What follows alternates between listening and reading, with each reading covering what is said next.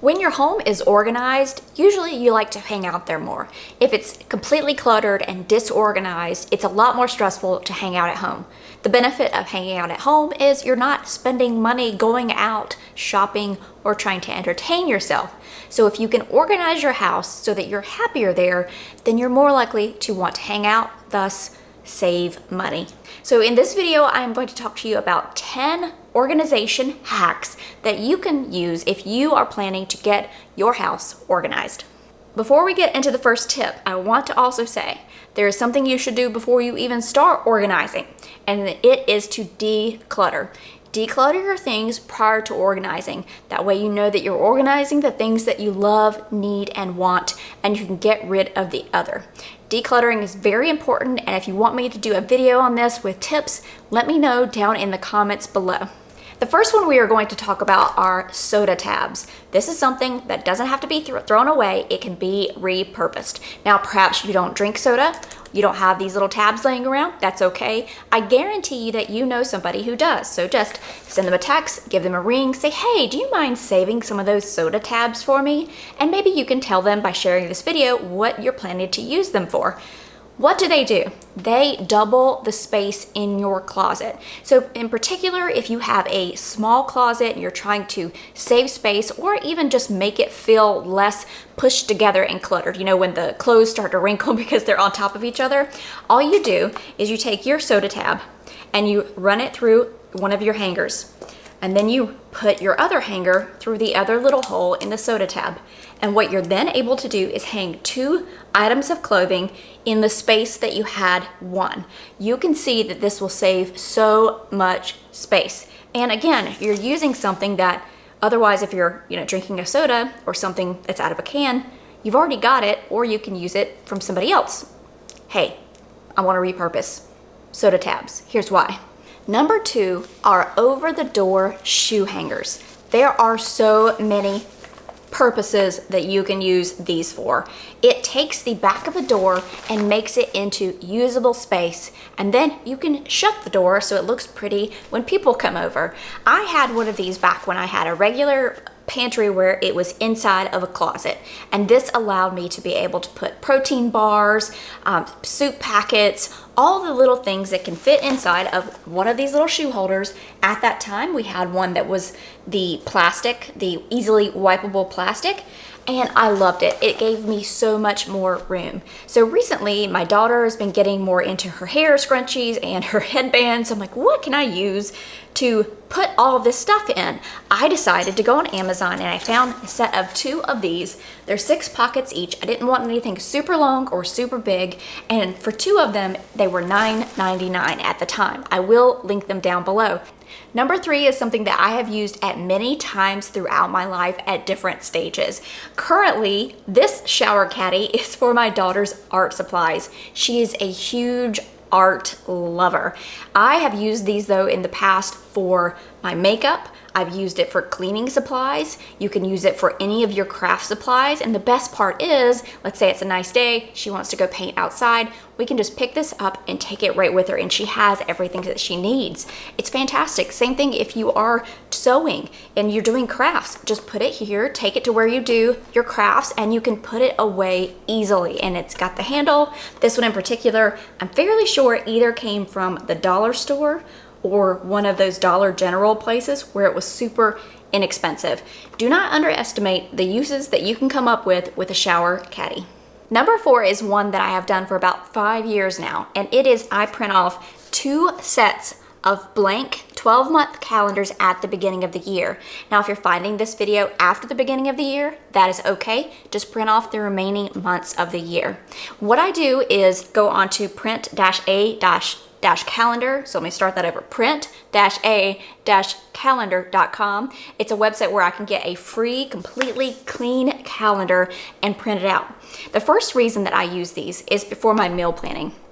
We used to meal plan monthly, so this was obviously completely beneficial. Currently, I meal plan weekly just because with inflation, it seems that I'm getting a better idea and deal if I do it weekly based on the sales versus what I already have in my pantry rather than planning a whole entire month's worth of meals up front. The other benefit of having this is it stays on our bulletin board so everybody knows what we are having that week. If they come home, my husband comes home before me, he can get dinner started. It also is great because I'll pull this down from the bulletin board, I'll plan for that week, I'll then be able to take that plan and put it in our list. And I also can use our calendar or schedules to determine what we're putting on that day and making sure it works. So if we're coming home late, we certainly don't want anything that's going to take a long time to cook.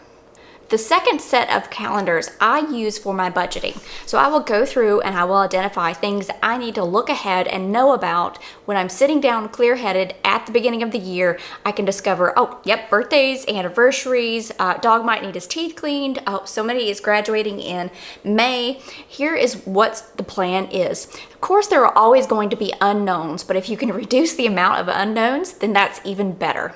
So when you go to budget for the upcoming month, I pull out this calendar and I look several months ahead to see if there's something that I need to go ahead and start saving for. Perhaps there is the dog's teeth cleaning and I want to save for it over 3 months prior to when we're scheduling it.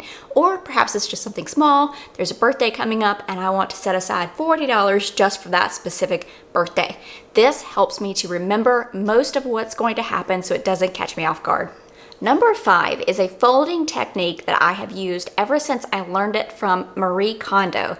Everybody, I'm sure, has heard of her at this point. If you haven't, she's been around for years. It's all about the magic of tidying up or something, that book that she has, and I read it, I don't know how many years ago, 4 or 5 years ago, and the one thing that stuck was how she folded because it is so beneficial. The way she does it is she folds things so that they stack. So these are the washcloths, the reusable washcloths that we use all the time. So in most kitchen drawers, they're very shallow, but they're deep. So if you stack them, I've laid them out like this, then again, they're almost falling over like this. It's you pull one and one pulls more than one. It's hard to get to, hard to shut the drawer. But if you can fold them at the height of what the drawer is, like this, you could easily just come in and pick one out. The other thing that they really do help with a lot are t-shirts. So for instance, my daughter's set of t-shirts, we fold them, I'll pull one out here. We fold them like this. So I take her t-shirt and I want to see the front of it so I know what's on it. I fold it in half and then I fold it in half again and then I fold it in half again. So it's almost as if it stands up on its own. And then what I do is take them and line them all up and I can put them nicely in her drawer so that when we're going and figuring out what she wants to wear for the day, we can look through and see her shirts easily. We don't have to pull one out and 6 of them come flying with it. Earlier I talked about how we used to have a pantry where you open the door and the shelves were in there. We used the shoe rack as extra storage. Well, when we moved into this house about 5 years ago, we don't have that anymore. We have just a cabinet pantry. It's the one behind me and it has pull-out drawers. One thing that is fantastic for soup cans in particular, especially for rotating, is this thing. But what is this? This is a soda can box. And just as before, if you do not drink soda, great. We keep Sprite or ginger ale around for when there's stomach bugs, and it's just easy for us to help with that nausea feeling. So if you don't, again, ask somebody, hey, do you have one of those 12-pack can boxes that I can use? But basically what you're going to do is cut out a top slit that's about the size of a larger can, so something like a black beans or a kidney bean can, and then you're just going to take off the front of it as you normally would to let the canned drinks roll out. You can cover it or not. If you don't cover it, the reason I do is because it adds some strength so it lasts longer versus not and then it ripping easily. In this case, I've used some beige colored duct tape, but you can certainly use anything you want. You can use contact paper. I don't think wrapping paper would work out really well. So essentially all you do is put your soup cans in the back, and when you pull one out the front, they roll just like soda cans would. This is also great because it keeps your cans rotated. You put the newest ones that you're buying at the back so that you don't let any expire. Number 7 is my meal planning binder. This saves a ton of money, keeps things in one spot, and we use it all the time. So the quick rundown of this binder is use any binder you want, but put in here something that will help everything related to food, which we know the prices of right now are outrageous. The biggest thing that is in this binder is all of the recipes I love. I often use recipes from Pinterest, so I just print them off, I put them in a sheet protector, and add them to the book. This saves me from storing recipe books. If you find a recipe in a book that you love, just take a copy of it, put it in the binder, and you can put the book away somewhere else or give it to somebody else. You can also stick little recipe cards in here, just tape them down to a regular 8.5 by 11 piece of paper. Within this binder, we also keep those calendars. So as I said, I print them off at the beginning of the year and I keep them in here. So that when I go to do my weekly list, I pull out my calendar or I pull a new calendar if it's a new month. And then I also have my recipes so I can determine what I'm actually having, and then I can see what the recipe is and what item I need to add to my list. And it's all in one spot. And then when I go to cook the recipe, I also pull this out. Number 8 are the lists that I keep in an app on my phone. Now you can use this tip for a little notebook that you keep with you, a notebook that you keep at home, anything that you want. But in my Google Keep Notes, that's the app that I use. It's completely simple, it's completely free. You just download it. You just need to have a Google email account. I keep a lot of lists. The lists that are so important to help keep me organized but also save me money are lists such as current subscriptions. This is a big one. Subscriptions are the way so much of our life is now. You don't just go and rent a DVD or at Blockbuster like you used to. You have a subscription to a TV app. So having a place where they are and knowing what they are rather than these little small leaks, you also have your total budget that you need for subscriptions in one place. And then at least once a quarter, you can go through and determine, are any of these subscriptions ones that I'm no longer using and need to get rid of? Another one that I keep are just tasks that I need to do. If I know I need to return something, if I know I need to go somewhere, I can batch my errands and I can't sit there and go one place and forget about the one thing that I need to do, because I can look at my list and go, oh, while I'm over here, I can do this. Another thing that I do is I have a list of wants and needs, things that I need or that I want. And that way, if I am going to shop or happen to find myself near a place, I can go in and intentionally shop for something that I'm looking for. Also, grocery list, Costco list, those are givens. We keep those on this Google Keep Note app, and my husband and I share the app, meaning he can add things to the list, I can add things to the list, he can see the list, I can see the list. Number 9 is regarding your coat closet. Don't forget to use all of the space.